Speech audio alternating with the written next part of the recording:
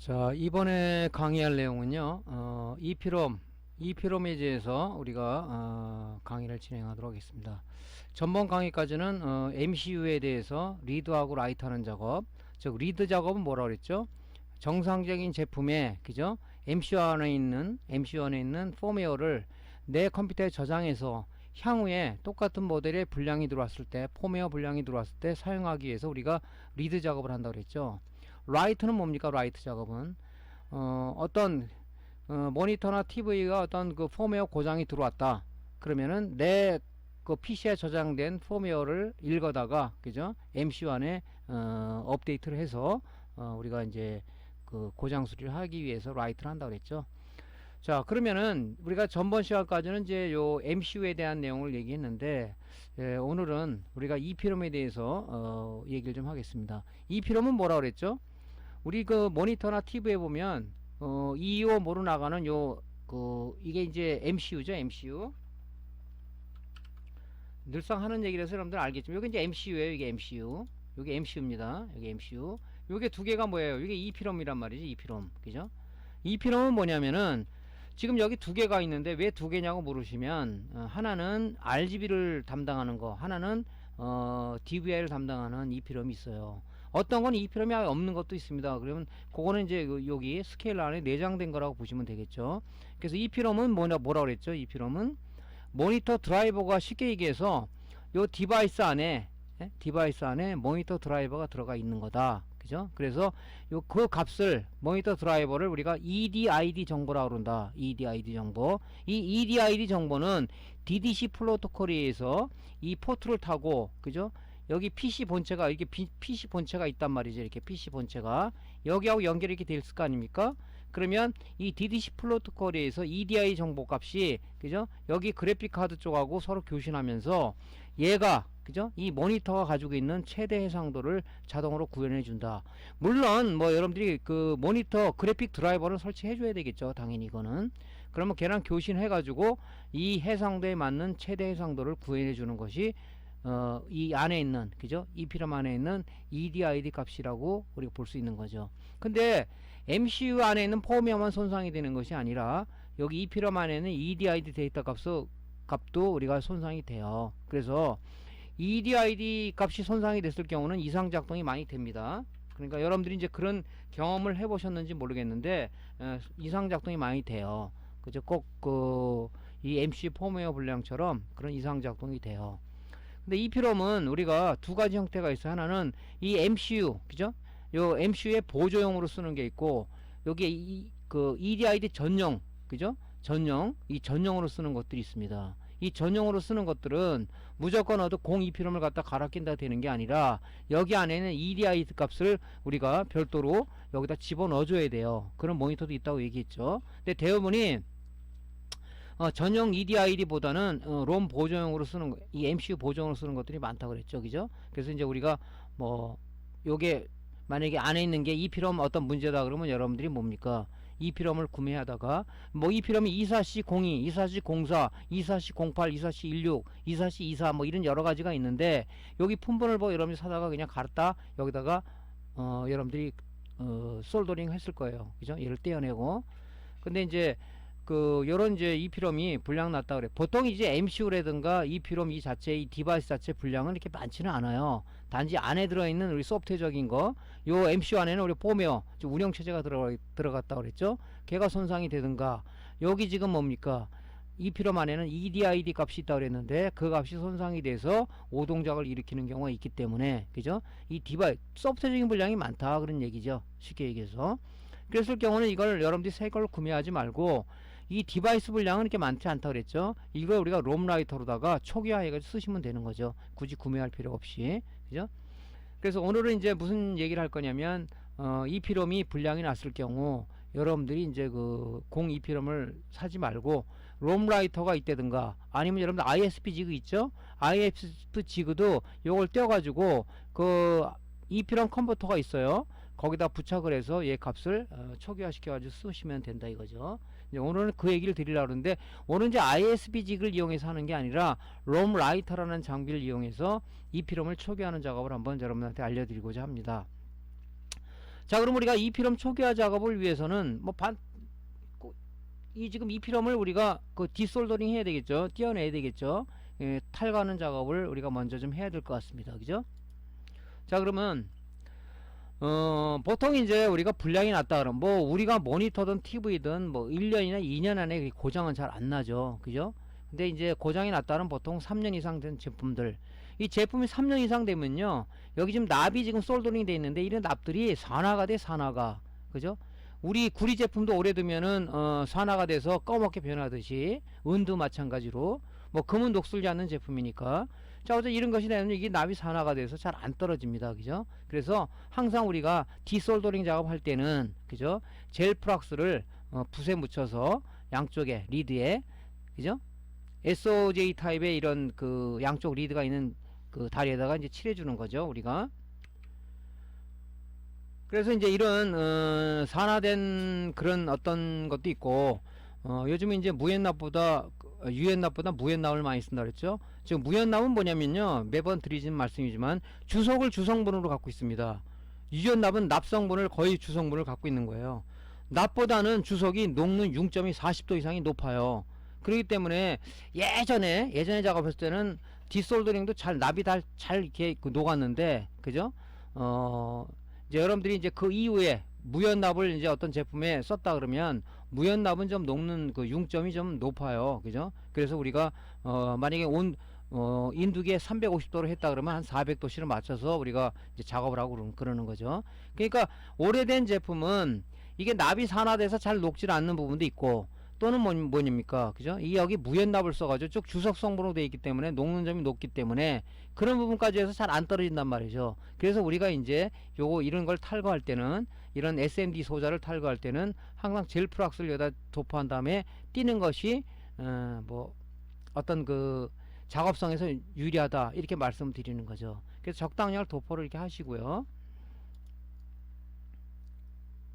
그 다음에 이제 여러분들이 뭐냐면은 이제 열풍기를 이용해서, 물론 뭐 인두기 2개 가지고 양쪽에 이게 띄는 사람도 있어요. 그죠? 근데 보통 열풍기로 하는 게 편하긴 편하죠. 그죠? 그래서 이제 이걸 뛸 때 또 다시 한번 반복된 얘기지만은, 우리 열풍기 작업할 때는 이 바람 세기를 최소화해야 된다. 그죠? 바람 세기를 세게 하면은 여기가 녹으면서 옆에 있는 이런 SMD 이 칩 소자들이 다 날아가 버려요. 날아가 버릴 경우는 여러분들 어떻게 하겠어요? 이거 하나를 구매하겠어요? 이건 뭐 내가 알기로는 뭐 500개 단위 이런 식으로 주문이 되는 걸 알고 있는데, 거의 이거 사는 사람은 없죠. 폐보대 쓰거나 그러는데, 근데 이게 또 어떤 규격인지도 모르잖아요. 그죠? 칩 콘덴사라든가, 그죠? 칩 코일 같은 경우는 여기 이 값이 이 용량이 기록되어 있지 않습니다. 그죠? 그러니까 우리가 뭐 이걸 갖다 구입하기가 좀 그렇죠. 그러니까 여러분들이 이런 걸 미연에 방지하기 위해서 항상 열풍기 작업할 때, 가만있어, 요걸 내가 어떤 작업을 하는 건가, 그런 용도를 알고 여기 에어색 있죠, 요거를 여러분들이 최소화하는 게 중요하다. 그죠?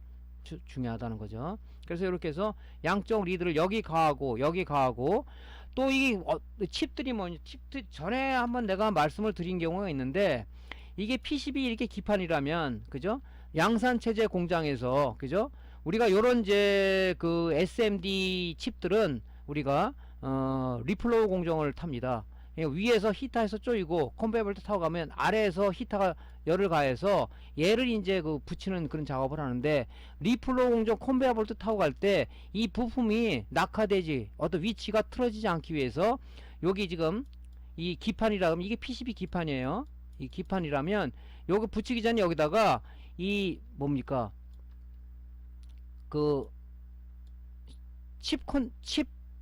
칩본들 여기다 이렇게 살짝 두 방울을 찍어서 여기다가 칩을 얹어놔요. 이 흔들리지 않게끔. 칩본드가 빨간색이죠, 빨간색. 칩본드 하면 얘네 실물을 보여드렸죠. 그래서 여기를 붙여놓는다고요. 그러면 이게 이제 컨베이어를 타고 갈 때 이 부분이 위치가 흔들리지 않겠죠. 물론 여기 크림남이 묻혀져서, 크림남은 점성이 있기 때문에 흔들리지 않겠지만, 그래도 컨베이어를 타고 가면은 아무래도 진동이 있기 때문에 흔들립니다. 그래서 그거를 흔들리지 않기 위해서 칩본드가 공정에서, 라인 공정에서 사는 거죠. 칩본드를 두 방 쏴가지고 여기다가 칩을 올려놓으면은 이 흔들리지 않는 거죠. 그래서 양쪽에 여기 열풍기를 가해드려도 이게 잘 안 떨어지는 경우가 있어요. 왜 안 떨어지냐? 이 가운데, 이 칩 밑에 보면 칩본드가 두 방이 딱 쏴져 있는 거예요. 그런 제품들도 많이 있습니다. 이럴 경우는 왜 안 따르면 강제로 뛰다가 여기 이 패턴들이 이 리더하고 연결된 이 패턴들이 다 실 패턴들이 끊어져 버리는 것 같이 들고 일어납니다. 그러니까 여러분들이 이 작업할 때는 약간 요령을 가르쳐 드린다면 여기 열을 가하고요. 여기 열을 가하고 혹시 가운데 칩본드가 있다는 어떤 가정하에서 여기도 가운데다 한번 열을 가해 주세요. 그러니까 1, 2, 3, 1, 2, 3, 뭐 3, 2, 1 이런 식으로 열을 좀 가해 준 다음에 여러분들이 이 핀셋으로 그냥 들어 올리지 말고 약간 30도 각도로 약간 좀 비틀어 보세요. 그러면 납이 녹았으면은 이게 원활히 움직인단 말이에요. 이게 이격이 생긴단 말이죠. 이게. 그래서 이제 여러분들이 떼어내야 된다고. 그렇지 않으면은 이 패턴이 예를 들어서 이 실 패턴들이잖아요. 이런 게 패턴들이 얇잖아요. 이런 것들이. 이런 패턴들이 얇으니까 이게 들어 일어나면 여러분이 짬바선을 뭐 루페를 대고 뭐 연결하는 사람도 있고 뭐 비디오 스코프를 놓고 연결하는데 일단은 짬바선을 연결한다는 자체는 노이즈가 들어갈 수도 있다. 그래서 그런 거는 원화는 아니는 거죠. 그 작업할 때 이런 것을 여러분들이 좀 사전에 그죠? 이 조정을 한 다음에 작업을 하는 것을 권장을 드리는 거죠. 그죠? 그러니까 이런 작업도 물론 여러분들이 이 강의 들을 때는 알 것 같지만은 실제 작업하면은 자꾸 숙련과 숙달이 되지 않으면은 이 할 수가 없는 거죠. 그래서 제가 전번 강의도 뭐라고 했습니까? 이 기술이라는 것은 본인의 99% 노력과 그죠? 여러분들이 그 99% 노력의 노력, 그죠? 물론 뭐 이론이라는 건 모르는 걸 수 있지만 여러분이 노력하면 다 얻을 수가 있는 거죠. 그래서 얼마만큼 본인들이 연습을 많이 한 사람이 아니냐에 따라서 그 사람이 나름대로다가 뭐라 그래? 달인이냐? 달인이라고 보통 얘기하죠. 달인이냐 아니냐를 알 수가 있는 거죠. 그러니까 이런 부분을 좀 여러분 주의를 하세요. 이 가운데 칩본드가 있다고 가정하고 너무 또 열을 많이 쪼으면 열을 가하게 되면은 이 세라믹들이 날아가 버리니 쪼개져 버려. 이게 파열되면 얘는 죽는 거죠. 이 소자는. 자, 그러니까 그런 식으로 작업을 좀 해주시고요. 자, 그래서 이제 이렇게 작업을 합니다. 자, 그러면 이제 이렇게 해서 분리를 하게 되면 싹 떨어지죠. 그래서 여기 지금 패턴들이 보면 굉장히 얇죠. 이게 보면. 그죠? 이게 일어나면은 안 돼요. 그죠? 그러니까 이렇게 해서 정상적으로 지금 요거는 여기 지금 보시면요. 얘는 지금 칩본드가 안 돼 있죠. 칩본드 있는 건 여기 이렇게 빨간 점이 두 개, 그죠? 적색으로 이렇게 돼 있습니다. 근데 얘는 지금 칩본드가 안 발라진 거죠. 예. 그리고 또 제가 주의하라고 하는 여러분들 주의점을 좀 알려준 게 있죠. 여기 지금 여기는 이렇게 어떤 거는 여기 이렇게 점이 좀 찍힌 게 있고요. 이렇게 점이 찍힌 게 있고 어떤 거는 지금 이 PCB는 점이 찍히지 않고 여기 가운데 이렇게 그죠? 들어가게끔 이렇게 표시가 돼 있어요. 솔다 마스크 잉크로. 여기가 1번 핀이라는 얘기죠. 여기 홈파진 부분의 좌측 부분이 1번 핀입니다. 그죠? 그러니까 여기 지금 점이 있죠. 이 점이 이쪽으로 와야 된다고요. 근데 초보자들은 이거 생각도 안 하고 이게 그냥 이 방향을 생각 안 하고 핀맵의 어떤 방향을 생각하고 거꾸로 붙이는 사람도 있어요. 그러면 이게 동작이 되겠습니까? MCU라든가 이 비롬의 핀맵이 틀리다고 했죠. 그죠? 그러니까 그런 걸 여러분들이 염두에 두고 해야 된다. 이런 게 아예 또 어떤 이 메인보드는요. 이런 표시가 아예 없어요. 그러면 여러분들이 요 점 뛸 때 여기 지금 유성펜 있죠? 빨간 거. 거기다 이렇게 점을 하나 찍어 놓으세요. 그죠? 찍어 놓으면은 되는 거지. 그죠? 물론 뭐 이게 없더라도 잘못 알 수 있는 방법이 있어요. 왜냐면 항상 여기 그라운드 라인 있죠? 그라운드 라인을 대고 이쪽 그라운드 쪽에 대서 뭐 테스터기 부자 모드로 해서 삑 울린다면 그게 그라운드 핀이란 말이죠. 그죠? 그래서 알 수 있는 방법도 있지만 일단은 제일 중요한 것은 그렇게 복잡하게 하지 말고 여기 없으면 이런 마크가 없으면 이 점을 하나 찍어 놓으세요. 그죠? 그러면 되지. 근데 요건 지금 친절하게도 이렇게 표시가 돼 있죠. 여기가 1번 핀이라고 표시가 돼 있죠. 요거를 좀 여러분 잘 알고 일단은 작업을 해야 되겠죠. 자, 그래서 이제 이렇게 완성돼서 띈 겁니다. 이게 이렇게. 자, 한번 실제 모양을 볼게요. 저는 이제 작업할 때 이 PCB 홀더를 쓰는데 작업성이 좋아서 일단 흔들리지 않으니까 작업하기가 좋더라고요. 그냥 이걸 바닥에 놓고 하면 이거 뛸 때도 막 흔들려요. 그죠? 고정을 시켜 놓고 이렇게 뭐 여러분들 이게 구매를 안 하더라도 여러분들 한번 만들어 보세요. 이것도 뭐 여러분들이 다 이해할 수 있지 않습니까? 이런 것들. 그죠? 예. 자, 요 부분이에요. 요 부분. 그래서 먼저 여러분들 이게 납이 산화가 되거나 무연납을 쓰기 때문에 납이 잘 안 녹는다고 그랬죠. 그때 여기다 이제 젤프락스를 적당량을 도포를 좀 하시고 너무 많이 바르면 이게 흘러내린다고 그랬죠. 그럼 아무래도 그죠? 흘러내리면 이런 쪽에 이제 부품들한테 그죠? 아무래도 좀 악영향을 줄 수가 있으니까. 자, 리드 다리 양쪽으로 왔다 갔다 왔다 갔다. 여러분들 나름대로 요건 칩 본드가 있을 것 같다 면 가운데도 한번 이렇게 열을 가해야 되겠죠? 자, 이런 식으로 양쪽을 열을 가해주면서 핀셋으로 약간 30도 각도로 이렇게 하면 약간 비틀어 보세요. 납이 떨어지면 움직입니다. 이렇게. 자, 떨어졌죠? 예.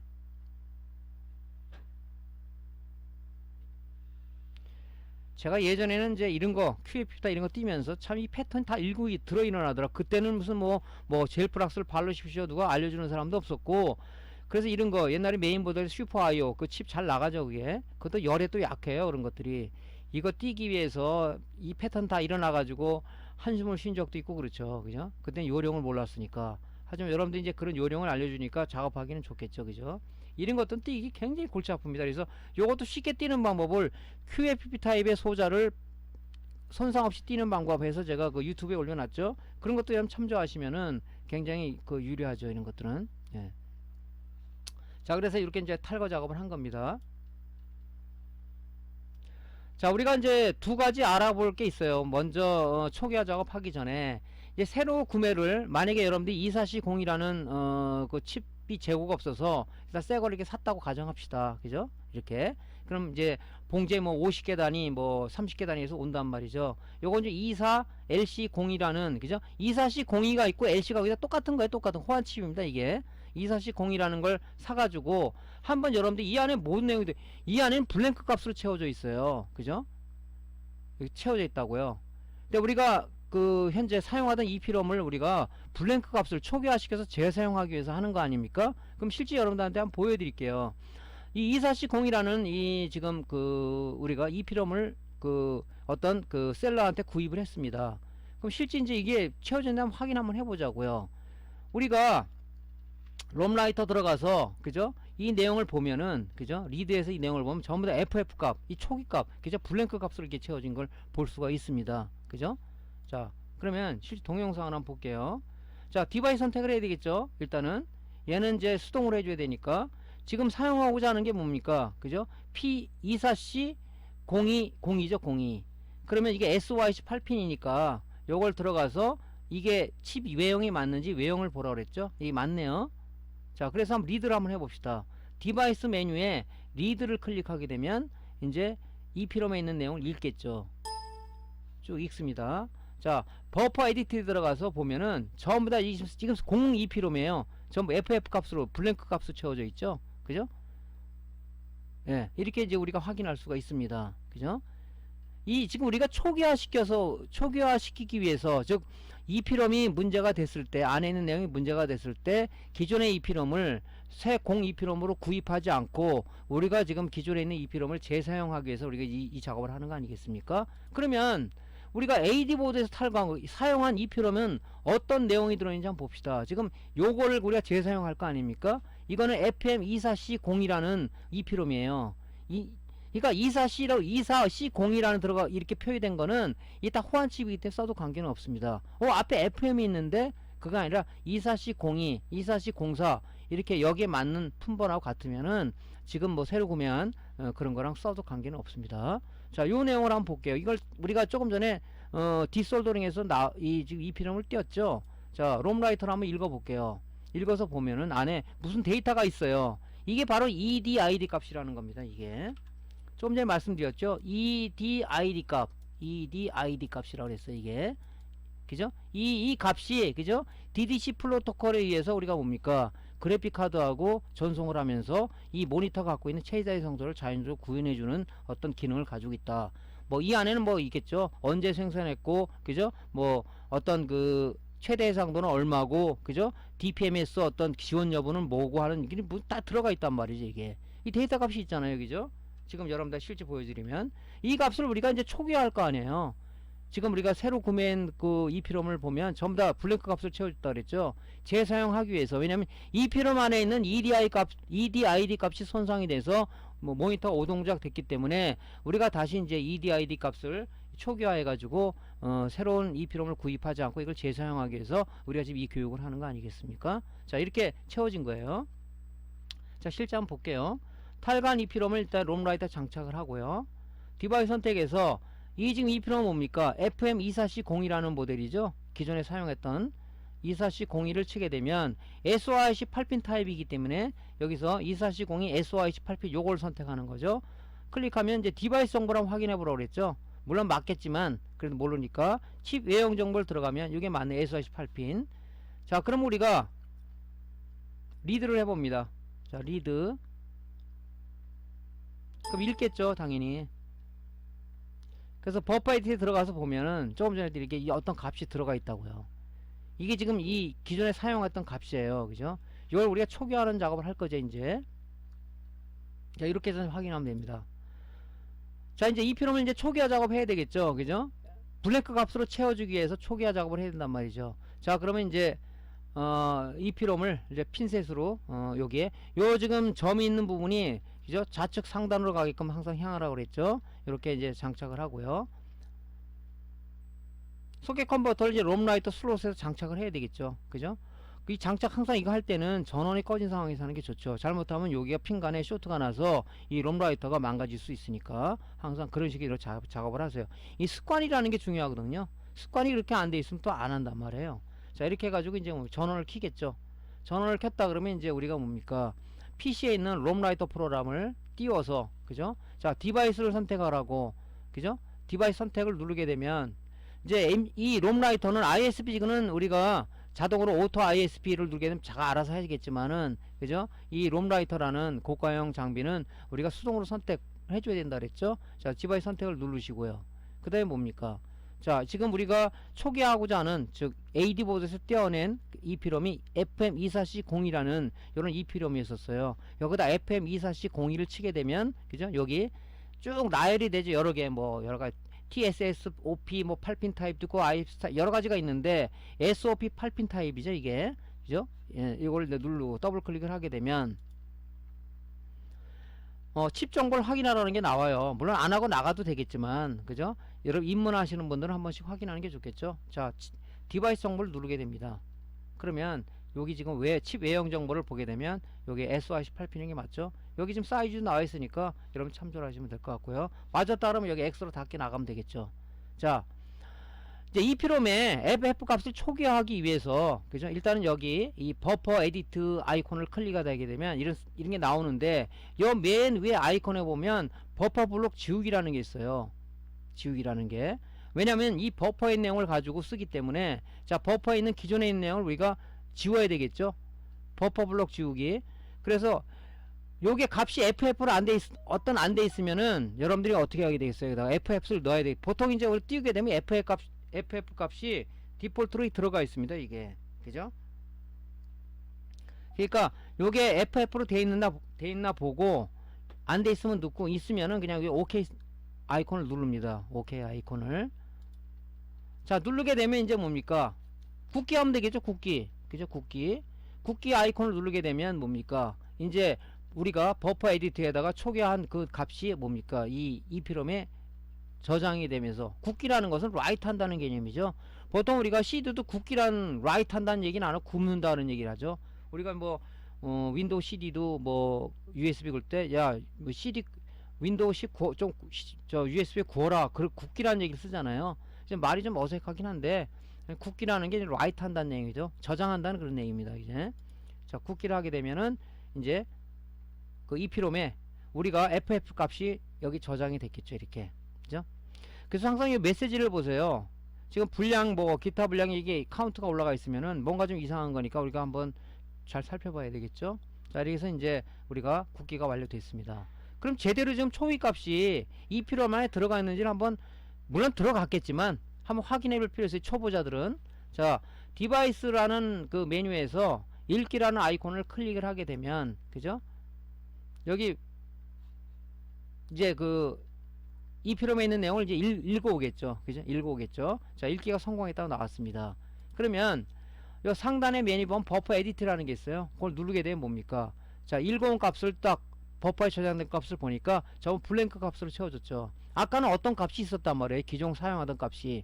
걔가 지금 전부 다 블랭크 값으로 채워졌죠. 그죠? 그래서 완전히 지워졌다 하는 걸 알고 여러분들이 이제 그거를 컨버터에 있는 그 EP롬을 빼가지고 AD 보드에 이제 우리가 솔더링 하면 되겠죠. 자, 동영상 한번 볼게요. 자, 디바이스 선택을 해야 되겠죠. 디바이스 선택을. 자, 쓰고자 하는 게 뭡니까? FM24401이라는 그 AD 보드에서 탈거한 우리가 EP롬입니다. 자, SOIC 8핀 타입이니까 여기서 SOIC 8핀 타입을 선택을 하고요. 혹시 모르니까 디바이스 정보 중에 외형 정보를 한번 봐야 되겠죠. 보면은 정상적으로 맞습니다. 자, 그러면 이제 뭐예요? 이 버퍼 에디트에 보면 지금 이런 값이 있으니까 이걸 우리 초기화해야 되겠죠. 지금 FF 값이 기본적으로 돼 있죠. 초기화 일단 FF 값으로 넣습니다. 이제 구면 되겠죠. 자, 굽기. 자, 구워지고 있습니다.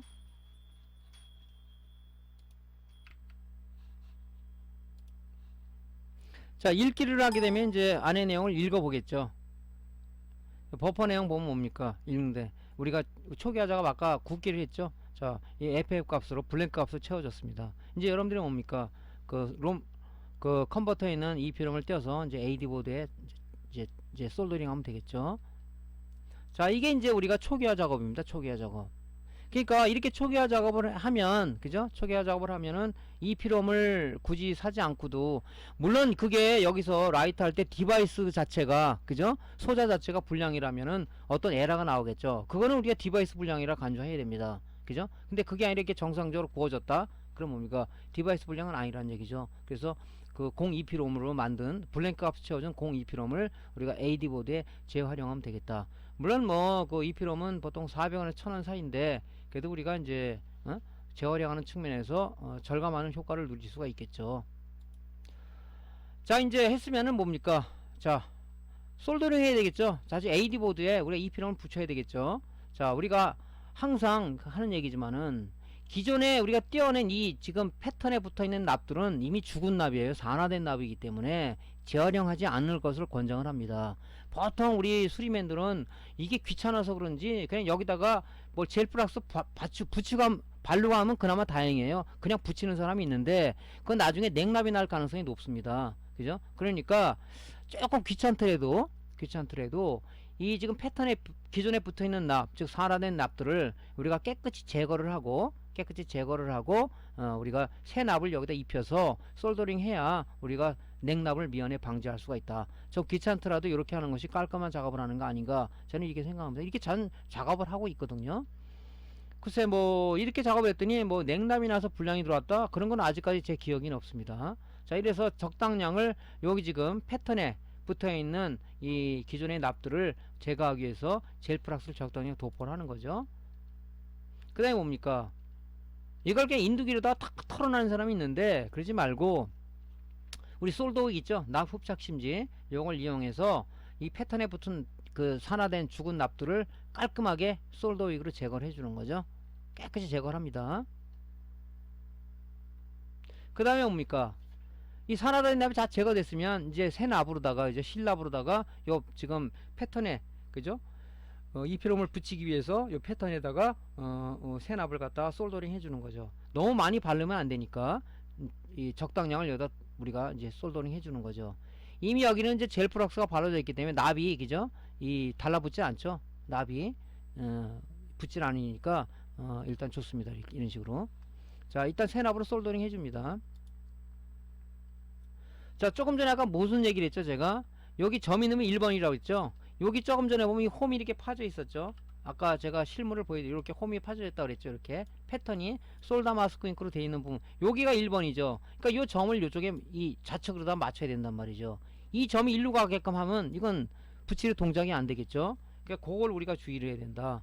그래서 요 점이 여기 홈 파진 요 부분에 놓고 우리가 핀셋으로 잡고, 그죠? 핀셋으로 잡고 이제 솔더링 해주면 되겠죠. 주의점은 뭐 항상 이 에어 바람 세기는 주의해야 돼요. 항상 습관화가 돼 있어야 됩니다. 그죠? 그 소일거 외양간 고치지 마시고요. 요거를 우리가 바람 세기를 최소화해 가지고 양쪽에 리드를 정확하게 냉납이 나지 않게끔 붙입니다. 요거를.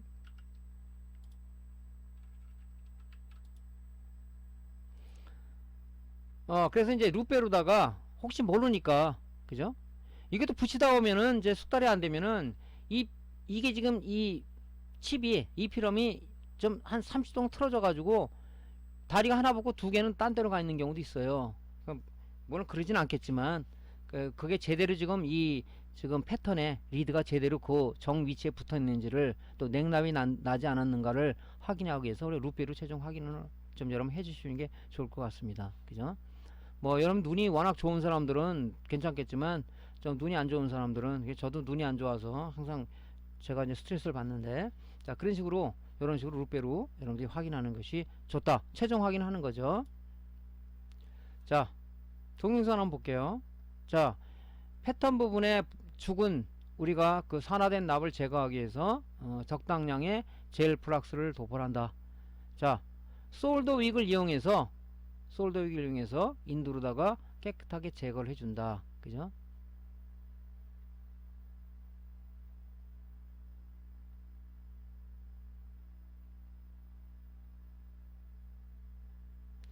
자 이렇게 이제 제거를 한 다음에 우리가 이제 새 납으로다가 깔끔하게 다시 도포를 해줘야 되겠죠.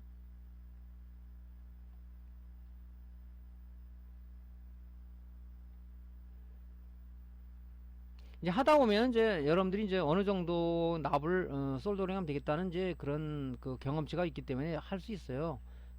이런 식으로 적당량을 이제 해주는 거죠. 자 여기 1번 핀하고 요 이피롬의 1번 단자가, 그죠? 1번 단자가 바뀌지 않도록 여러분들 확인한 상황에서 이제 열풍기로다가 우리가 솔더링 해준다. 열풍기 작업할 때 중요한 건 뭐라 그랬죠? 바람 세기를 최소화한 다음에 해라. 그죠? 이런 식으로 붙입니다. 그래서 최종 확인은 이제 루페로다가 이 제대로 확인이 됐는지 붙었는지를 여러분들이 확인한 다음에 작업을 마무리 하시면 되겠습니다. 자 전번 강좌에 의해서 오늘 이피롬을 우리가 구입하지 않고 재사용하기 위해서 우리가 초기화하는 작업까지 강의를 마쳤습니다. 자 롬라이터라는 장비 사용하는 방법도 물론 교육이 됐지만 롬라이터 사용 방법에 과 함께 우리가 이제 기본적인 이론, 기본적인 지식, 그 다음에 이제 솔더링, 디솔더링 할 때 요령, 이런 부분들을 같이 함께 여러분들 알려드렸습니다. 자 오늘 강의가 도움됐으면요 구독, 좋아요 눌러주시고요. 다음 강좌 때 더 유익한 강의로 여러분들 다시 찾아뵙겠습니다. 감사합니다.